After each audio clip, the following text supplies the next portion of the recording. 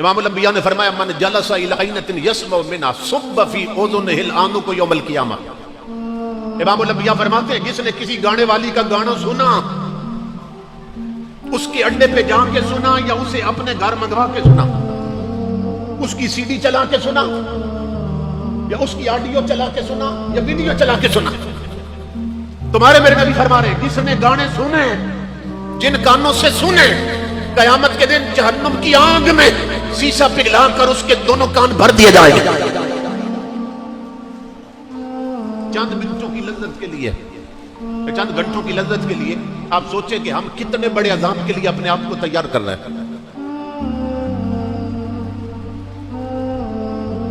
یہ جو کان ہے نا، کان، ان کی شکل ہی اللہ نے سیپیوں جیسی بنائی ہے، سیپیوں جیسی. سیپی جانتے ہیں؟ یہ سمندر میں ہوتی ہے، آج کل شو پیس کے طور پر لوگ گھروں میں بھی رکھتے ہیں. تو سیپی کی جو شکل ہے نا بالکل کانوں جیسی ہوتی ہے.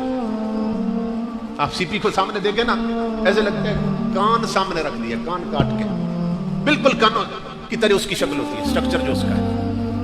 تو سیپی میں کیا بنتا ہے؟ سمندر کی تہہ سے نا سیپیاں نکالی جاتی ہیں، شکل کان جیسی ہوتی ہے، اور ان سیپیوں میں موتی بنتے ہیں. تو جس کے اندر موتی بنتے ہیں نا، اللہ نے اس کی شکل ہی کانوں جیسی بنائی ہے، تاکہ لوگوں کو پتہ چل جائے یہ کان ہم نے فضول نہیں بنائے سیپیوں جیسے. جس طرح رحمت کے قطرے، بارش کے قطرے سیپیوں میں اترتے ہیں تو موتی بنتے ہیں، اسی طرح قرآن اور مصطفیٰ کا کلام جب مومن کے کانوں کی سیپی میں اترتا ہے تو موتی بنتے ہیں.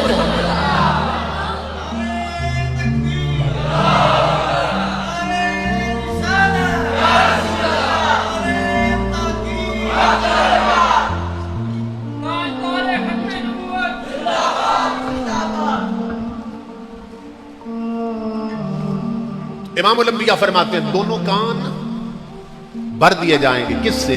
جہنم کی آگ میں پگھلائے ہوئے سیسے کے ساتھ. یہ صورتحال ہے. اب امام الانبیاء کے غلاموں، ہمارے ہاں نا شادیوں پر بہت سی رسمیں ایسی ہیں، حالانکہ النکاح من سنتی، حضور کی حدیث ہے کہ شادی کرنا میری سنت ہے، لیکن اس ایک سنت کے ارد گرد ہمارے ہاں اکثر لوگ یا ہندوؤں کی رسمیں ادا کرتے ہیں یا عیسائیوں کی رسمیں ادا کرتے ہیں. نکاح کرنا، شادی کرنا کملی والے کی سنت ہے. یہ تیل مہندی کس کی سنت؟ یہ ہندوؤں کا طریقہ ہے. یہ جتی چھپائی کس کی سنت ہے؟ یہ ہندوؤں کا طریقہ ہے. یہ جب دولہا آتا ہے نا برات لے کر، جس گھر میں اس کی شادی ہے، تو جوان لڑکیاں بن سور کر اس کو چٹکیاں لگاتی ہیں، اس کے ساتھ مذاق کرتی، ہنستی. جن کا اس کے سامنے آنا بھی حرام، وہ چٹکیاں لگا رہی ہیں. یہ غیر محرم عورتوں کا غیر محرم کو چٹکیاں لگانا، یہ کس کی سنت؟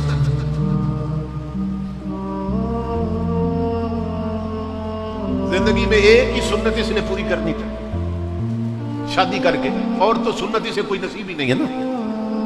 تو وہ ایک جو سنت تھی اس کی برکت بھی ختم کر لی اس نے. اس کے ارد گرد عیسائیوں کی سنتیں، یہودیوں کی سنت اور کافروں کے طریقے اس نے اپنا رکھے. اب یہاں تو 4 دن کی زندگی ہے، کر لیں جو کرنا، لیکن یہ ہے کہ جب موت کی ٹک ٹکی پہ چڑھیں گے نا تو موت کا ایک جھٹکا ہی سارے قرضے اتار دے گا.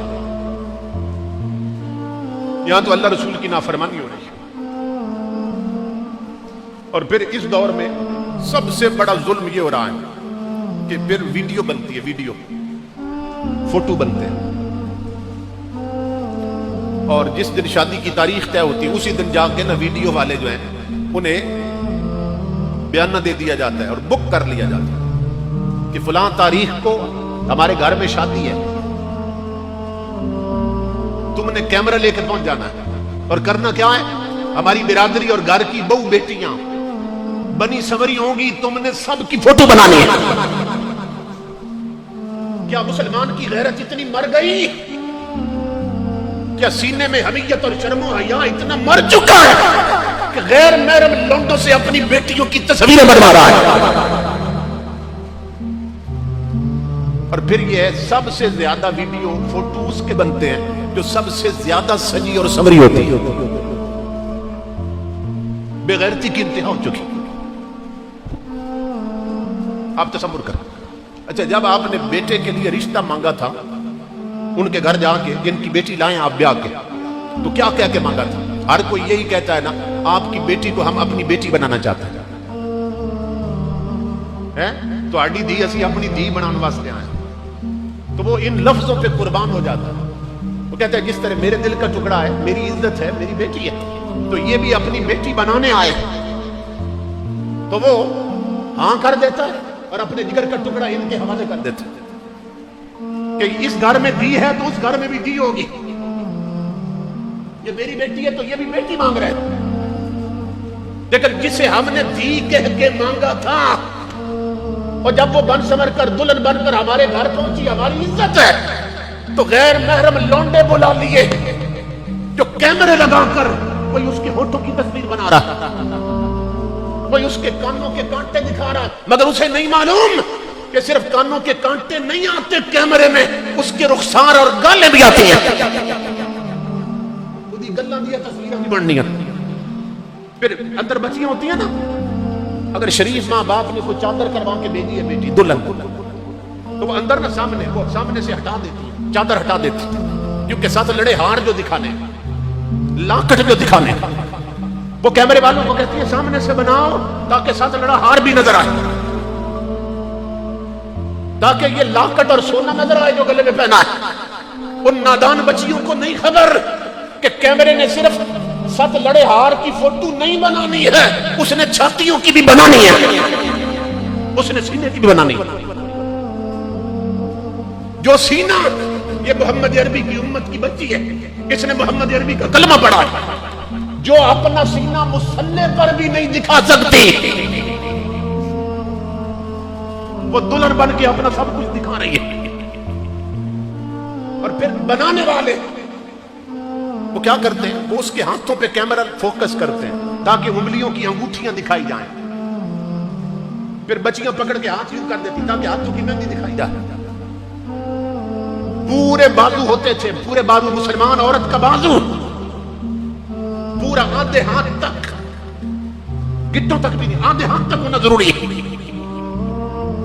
مگر امام الانبیاء کے غلاموں فلمیں دیکھ دیکھ کر, ڈرامے دیکھ دیکھ کر وہاں سے فیشن پکڑے اور بچیوں کے بازو یہاں تک ختم ہو گئے. شارٹ ڈریس پہننے لگ گئی اور یہاں تک بازو ننگے کر دیے. کیوں کہ اگر لمبے رکھیں تو ہاتھوں کے کڑے کیسے نظر آئیں گے, سونے کی چوڑیاں کیسی نظر آئیں گی. اس بدبخت نے سونے کے کڑوں کے لیے اپنے آپ کو جہنمی کر لیا کہ سونے کے کڑے بھی نظر آئیں تصویر میں اور ویڈیو میں. تو یہ صورت حال ہے ہماری. یہ سب سے بڑی بغیرتی ہے جو ہمارے ہاں ہو رہی ہے. ویڈیو بن جاتی ہے. دیکھو نا, آج ہر لڑکے کے پاس, ہر لڑکی کے پاس موبائل ہے. اگر زیادہ ہی ضروری ہے تو میاں بیوی اپنے موبائلوں میں اپنی دونوں خود تصویریں بنا لیں اور اس کا کوئی لامپ کر دیں, کسی کو نہ نظر آئے. اپنے شوق کے لیے آپ کر لیتے نا. لیکن یہ کیا بے غیرتی ہے کہ وہ سی ڈی بن جاتی ہے اور بارات میں آنے والے سارے لوگ, ان کا مطالبہ ہوتا ہے اس کی ایک کاپی ہمیں بھی دینی ہے, اس کی ایک کاپی ہمیں بھی دینی ہے. 500 باراتی آئے تو 500 سی ڈیاں بن گئی, 500 گھروں میں پہنچ گئی اور ساری دنیا دیکھنے کے لیے بیٹھ گئی. امام الانبیاء کے غلاموں کبھی کیمرہ فارورڈ کیا, کبھی سٹاپ کیا, کبھی ریورس کی. جو منظر اچھا لگا وہاں روک دی یا ریورس کر کے دیکھتے رہے. کسی کو خبر ہی نہ ہوئی کہ ایک گھر کی عزت کتنے گھروں میں نیلام ہو گئی.